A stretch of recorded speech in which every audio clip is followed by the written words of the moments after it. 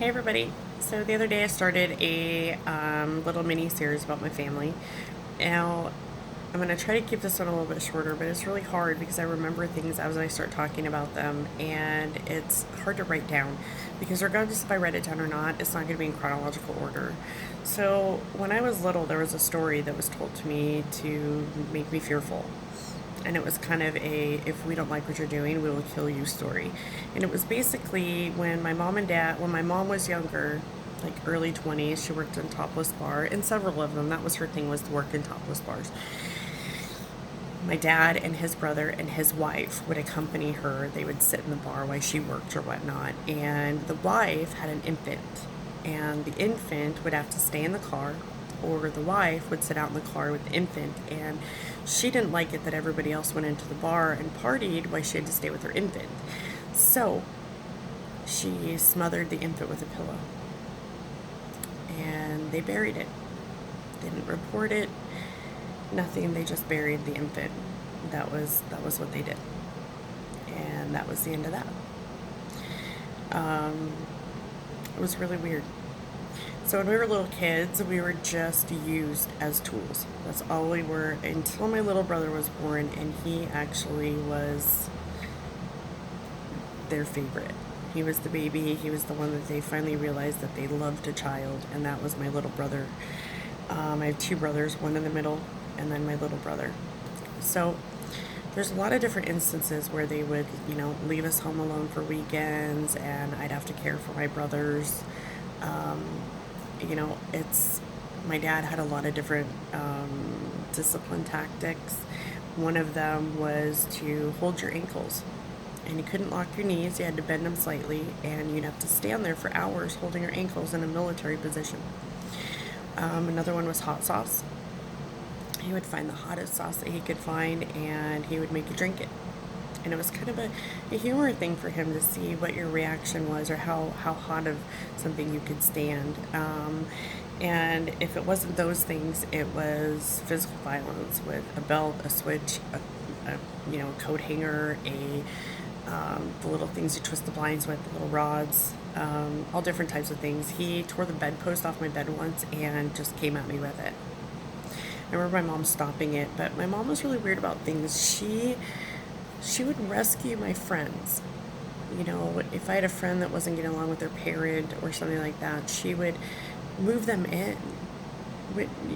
One, without even talking to the parent, but she would rescue these kids. Like, she needed the approval from these children. And it was really weird. I mean, one time I remember she went to a friend of mine's house in the middle of the night and had her jump out the window of a second-story house. And she broke her foot. And my mom took her to the hospital under my name and got her cared for. It's really bizarre. My parents didn't buy school clothes. They would take us to the thrift store and buy us one pair of pants, one pair of shoes, and one shirt, and that's what we had to wear. And I remember that getting really embarrassing when I was in middle school. If I wanted clean clothes, I had to wash them in a sink myself and put them on the radiator to dry in before morning. They didn't teach us to read or write or anything like that. There was no lessons, how you teach your children now, how you want them to develop properly. There wasn't anything like that. They didn't teach how to tie your shoes, or just, there was nothing like that. It was all how to use you. How can we use these kids to get charity, to get money, to get sympathy, whatever it is. It was really strange. My grandmother bought me my first bra. My grandmother taught me how to shave my legs. My grandmother taught me everything of how to be female. My mom never taught me those things. My mom was taught how to do them, but she never passed them down to me. I didn't know what a period was until my grandmother told me after I'd had mine. I didn't know. My parents didn't talk about sex. They didn't. My parents would have sex all over the house. Right outside my bedroom door. And it was just really bizarre. It's like they didn't really care what kind of example they were setting for their children. We lived in all different types of places. Campgrounds, tents, cars, vans, motorhomes, trailers, houses. All different types of things. And they were constantly on the run from different things. I can't even count the amount of aliases they had.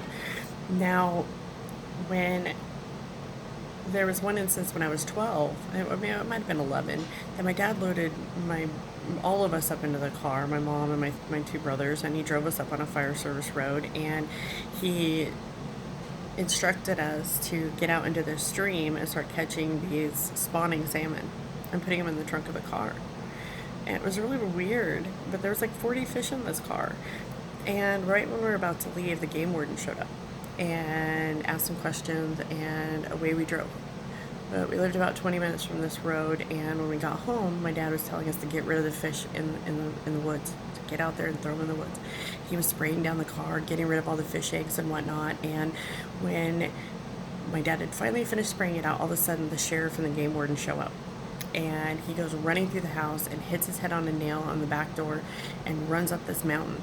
Now, they go running after him, and they spend 2 days with dogs and search teams looking for him, and he's like hiding in a tree. When they finally catch him, they handcuffed him and dragged him down face first down this hill. He spent a couple weeks in the hospital, and then also in jail. I don't know how long in each, but then we moved. And we moved up to this house on kind of a hill. My parents like to be isolated. They didn't like to be around anybody because then they'd have to explain their actions to people. And so just like taking us kids to the hospital, they didn't want to have to tell anybody what happened. So my childhood was lots of broken bones and stitches and things like that. But it was very rare that I went to the doctor or the hospital. We lived on this mountain, and my dad decided to build a swimming pool. And his idea of a swimming pool was to get a bunch of rocks and visqueen, which is plastic, and dam up the creek. Now, this creek fed the livestock down below of the neighbors. They weren't happy with the fact that he dammed up the creek and it was barely trickling down. So they came up and had a heated conversation, and my dad pulled out the guns. He started shooting at him. We moved shortly after that. My parents decided to buy my little brother guns, lots of guns, and knives and spears and bows and arrows and things like that. So they taught him really early to be violent, very, very violent. He would chase you around the house with knives. He would try to shoot you with a 22. He would have a 22 shotgun in his bedroom at 8 years old with all the bullets that he wanted. And nobody cared, except for the people he was shooting at.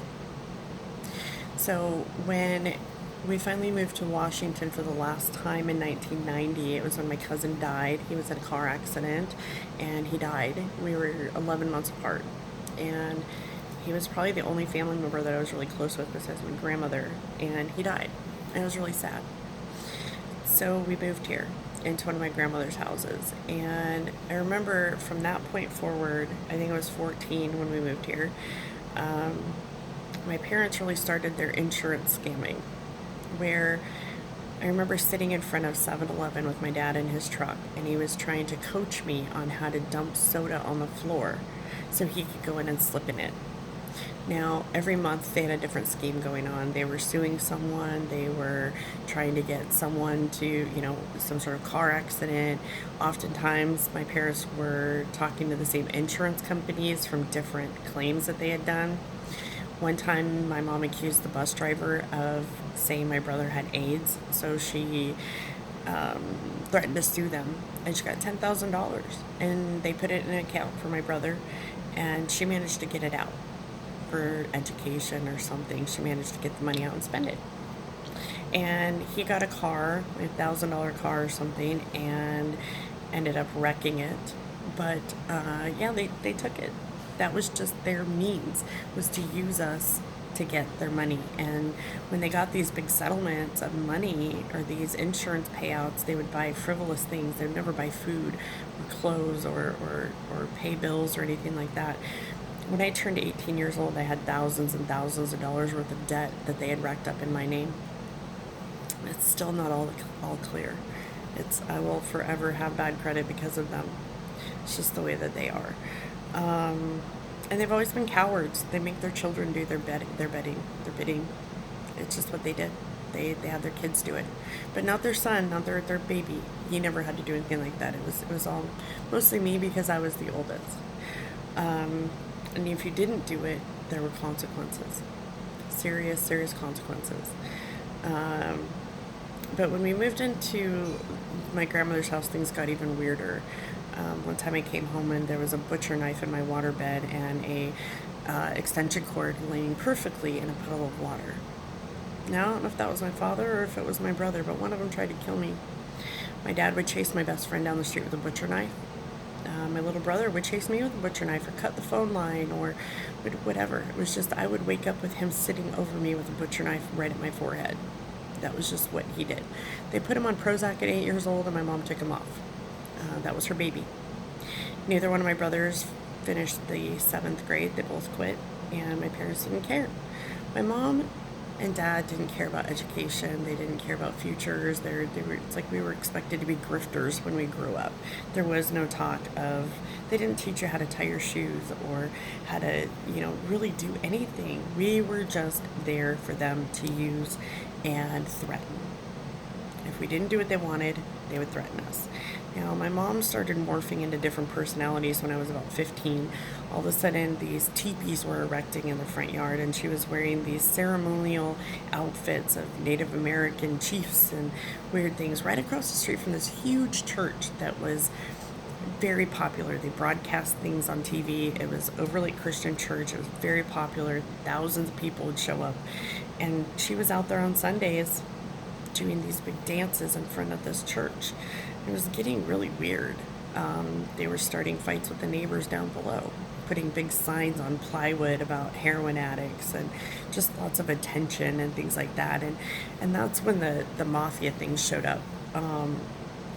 But when I was about 17, I didn't live at home all the time. My dad would kick me out pretty frequently, and I would, go away for a couple months and then come back, and I'd usually stay with friends or whatnot. But at about 16, my mom was pushing me to be sexually active. Like, she wanted me to have a child that she could have. And it was really scary. Now, my grandmother was spending more time with us, and so I was working a part-time job, and I was going to school, but I was spending a little bit of time with my grandmother, and my grandmother was the one that taught me how to shave my legs and bought me a bra and things like that. My mom didn't do anything like that. She did not love me as her kid. The only time she ever said she loved me is if somebody was watching and she would get attention for it. My dad has never said it, ever, ever, ever, ever. But my mom was pushing me to be sexually active, and there was a lot of arguments, family arguments going on. I mean, my uncles, duct taped my little brother to a chair once. I think it was at their wedding because he was so destructive. He was a bad, bad kid.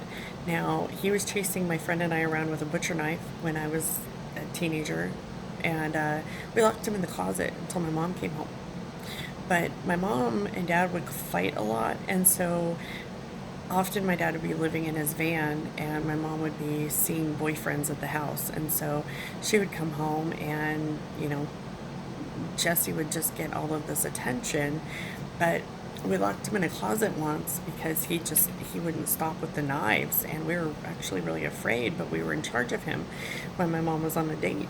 And I have been held responsible for that my entire life. My parents told me that's what made Jesse what he is me locking him in the closet that day. And it was a pantry, and it was for 45 minutes. But I have been held responsible for that almost my entire life, that I'm the one that messed up his head. I'm the one that made it to where he's never left home. I'm the reason he's a drug addict because I put him in that closet because he was chasing us with a knife. And I actually was on crutches because I broke my ankle. So I was never allowed to really go to friends' houses or anything like that as a kid. My parents didn't want anybody else knowing what they were doing to their kids. When I was little, they would put alcohol in my bottles to take into my dad while he was in prison, or uncles or whatever it was. They used me to sneak in their drugs and their alcohol into the prisons, which was really crazy. But back to when I was a teenager at 16, my mom was starting to get weird with this Indian cultural thing. And she might be a smidge Native American, but nothing that she could even pinpoint. And I can't find any on my dad's side. But she started morphing into this Native American person and pretending to be this Indian chief's daughter. Just really, really strange. And so she was getting all this attention for it. And it was getting really weird. So she was rescuing friends of mine, having them live with us, erecting teepees, having dead animal heads in the yard and garbage cans to do her artwork and things. I don't know where she was getting these dead animals. I just know that she had the heads in the garbage cans. Fighting with the neighbors down below. My dad was drinking more and more and more. I mean, at any given moment, he would punch his hand through a window and grab you by the neck and pull you through it. I mean, I watched him do that to my brother's friend. My brother decided to rob the church across the street of all their audio video equipment and hide it in the attic of the garage. And when the police showed up, my parents said, "Yep, that's our son, take him away." Now, I got in a little bit of trouble when I was a teenager. I didn't have very good examples, so I didn't really know what was right from wrong. I was with a friend, and she told me she was going to visit her boyfriend, and that they said she could use their car. So she got in it, and come to find out it was stolen. So my parents left me. We got pulled over, and it was a stolen car, and I didn't know any better. But she left me in the juvenile detention center for a week. They left me there. And I was the worst possible person for doing something like that. How dare I do something like that? I was awful and evil for doing something like that. Because they were so righteous. And that was just their attitude, is that it was always a double standard. They could do it, but you can't. And when it came to my little brother, he could never do anything wrong, but I could never do anything right. I was always doing everything wrong. It didn't matter what it was. It was wrong. Even if it was the same thing that they were doing, it was wrong. It was just weird. And when I started working, they started demanding rent from me at 15 and a half. They wanted rent money and food money. And so they wanted all of my money that I was making. I was making like $2.50 an hour after school, and that they wanted my money. But when I was like 16, 17, my mom was trying to get me to get pregnant. It was really bizarre. She wanted me to have a baby so she could have another child in the house. Things were just scary.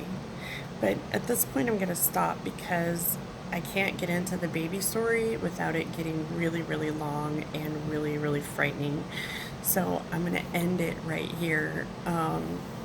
And, all of my dad's family are drug addicts or criminals, bank robbers, murderers. I've got cousins in jail for murder and homicide and covering up crime scenes and all kinds of things like that. It's really crazy. My dad's whole family, and my dad is like that, and they're cowards. They don't, they have other people do their dirty work, and they never stand up for anything. They just steal from other people and enjoy the fruits of their labor. It was so dysfunctional. There was just no love in our family. We were just tools for means for what they wanted, and they used us for all different types of things. It was constant physical violence, constant yelling, constant dysfunction, constant moving, running away from things. I was going to school from the campground in the 7th grade, and that was really hard for me to go to school from the campground. Again, I didn't start school till I was 8 years old, and I don't know how I managed to stay on track with things, but I did. I just learned fast. I learned to tie my shoes at school. They were just horrible, and I don't know. It's like I wish CPS would have intervened at some point, and I don't know why they never did. I wish they would have. A foster home probably would have been better than what I was given. It's really bizarre. And my brothers are both still really awful and messed up. One's a drug dealer and thinks he's a gangster, and the other one has never left home, and it's probably the worst addict that I've ever seen in my life, and I've been around a lot of them. He is probably the worst. So I happen to be the only product that came out on the normal side of things, that has a level head and managed to make it through and has learned what not to do. But anyway, I will continue this another day because it can go on and on and on and on and on. So anyway, I hope you have a good day, and I will see you guys in the next one.